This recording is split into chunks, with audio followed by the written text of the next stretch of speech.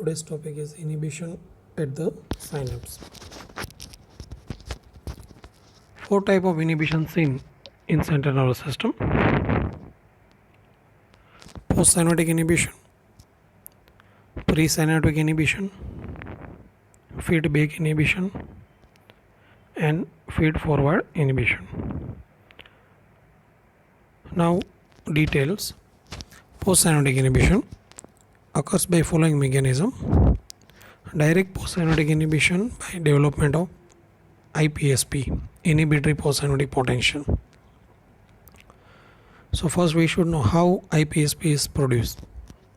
As we know that when there is a release of inhibitory neurotransmitter, for example glycine and GABA, gamma aminobutyric acid, release from presynaptic terminal, they binds with postsynaptic membrane on the receptor protein, and next step is there is a opening of channels, either potassium channel or chloride channels. So when there is opening of potassium channel, there is a potassium efflux occurs. Efflux means potassium goes outside, from inside to outside the membrane. And when chloride channels are open, there is a entry of chloride inside the membrane, so negativity is again increased. So in this condition, either potassium or chloride channel opening, there is a development of hyperpolarization, and hyperpolarization leads to inhibitory postsynaptic potential. So this is the mechanism for postsynaptic inhibition. Now another thing, postsynaptic inhibition without development of IPSP. Here there is no development of inhibitory postsynaptic potential. For example, in some neuron, concentration differences for potassium and chloride are such that Nernst potential of this ion are equal to resting membrane potential of the neuron. Therefore, even if either potassium or chloride channels are open, there is no net transfer of ions in either direction, and no IPSP can develop. But when neuron is excited through other synapse, it causes inflow of sodium ions. Rapid flux of potassium and chloride ions would nullify IPSP produce. So greater influx of sodium is required to overcome this condition. This tendency of potassium or chloride ions to maintain potential to resting membrane potential level masks the effect of sodium current flow by excitatory synapse, thus causing inhibition. So this is the mechanism without development of IPSP. In this condition also there is a inhibition occurs. Now postsynaptic inhibition due to refractory period.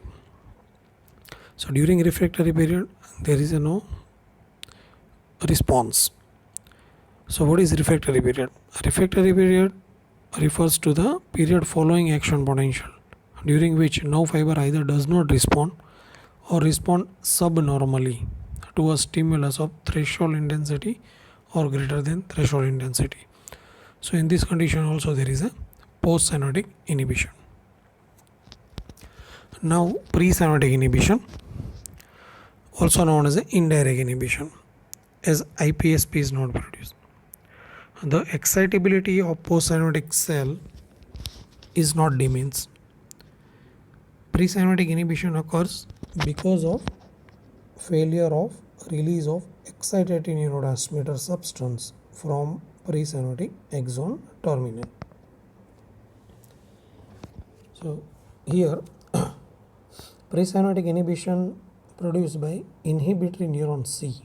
So you can see here this is inhibitory neuron C, which synapse with presynaptic axon terminal A. Okay.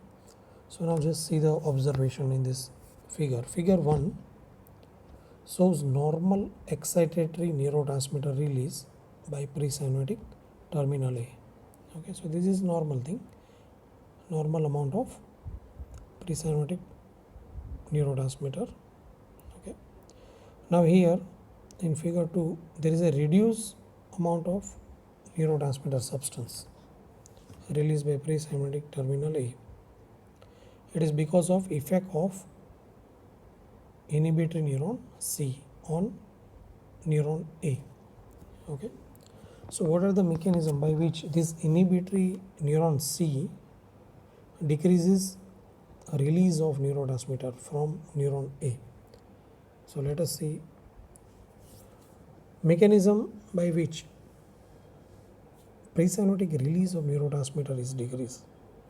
So there is a certain mechanism by opening chloride channels of presynaptic terminal, and another mechanism is by activation of G protein. And further, G protein cause opening of potassium channel, or it directly blocks the calcium channel. So first mechanism by opening chloride channels of presynaptic terminal. The inhibitory neuron releases inhibitory neurotransmitter gamma aminobutyric acid and binds to GABA gated chloride channel on presynaptic neuron terminal. It increases the chloride permeability. It leads to hyperpolarization of presynaptic axon terminal. So when action potential arrives at presynaptic terminal, size of action potential is reduced, and because of increased chloride conductions. And another thing, due to smaller size of action potential, less calcium enters into the nerve terminal and cause amount of excited neurotransmitter release markedly decreased. So in this figure you can see here, this is inhibitory neuron C. It releases inhibitory neurotransmitter gamma aminobutyric acid, binds with GABA gated chloride channels, so it increases the chloride entry inside the presynaptic terminal. Okay, so there is a hyperpolarization of presynaptic membrane. So when action potential arrives, there is a decreased size of action potential because of this hyperpolarization. So ultimately it leads to decreased entry of calcium inside the presynaptic terminal. And as we know that if there is a decreased amount of calcium, all this process of release of neurotransmitter will decrease. So ultimately there is a decreased amount of neurotransmitter substances. So increased chloride permeability result in hyperpolarization of presynaptic axon terminal, and when action potential arrives at the presynaptic terminal, size of action potential is reduced because of increased chloride conductions, and because of smaller size of action potential, less calcium enters into the nerve terminal, and thus amount of excited neurotransmitter release is markedly decreased. Now another mechanism is by activation of G protein. When inhibitory neurotransmitter GABA released from the inhibitory neuron binds to a receptor called GABA receptor, it activates the G protein. And the G protein aids in reducing the amount of excited neurotransmitter released from presynaptic terminal by two ways. It opens potassium channels, and another mechanism is it directly blocks calcium channel. So first we discuss opening of calcium channels. So when G protein may open potassium channel, that reduces the size of action potential reaching the nerve terminal by hyperpolarizing the presynaptic nerve terminal. As we know that potassium efflux occurs when there is an opening of potassium channel. So potassium goes outside from presynaptic terminal to extracellular fluid. So ultimately there is a hyperpolarization because of increased negativity inside the membrane. So in this figure you can see here, so this is inhibitory neuron, release of inhibitory neurotransmitter GABA binds with G protein, and G protein goes opening of potassium channel, so potassium goes outside, so increased negativity inside the membrane, so it leads to again hyperpolarization.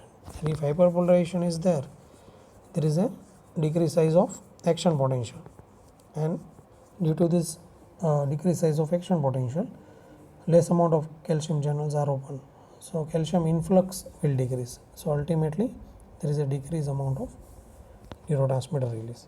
So this is the mechanism. Second mechanism of G protein, it directly blocks calcium channel. Okay, so here as we know that if there is a directly blocking of calcium channel, then what happened? There is no entry of calcium inside the membrane. So inside the cytoplasm of presynaptic membrane. So terminal. So ultimately there is a decreased release of neurotransmitter substances.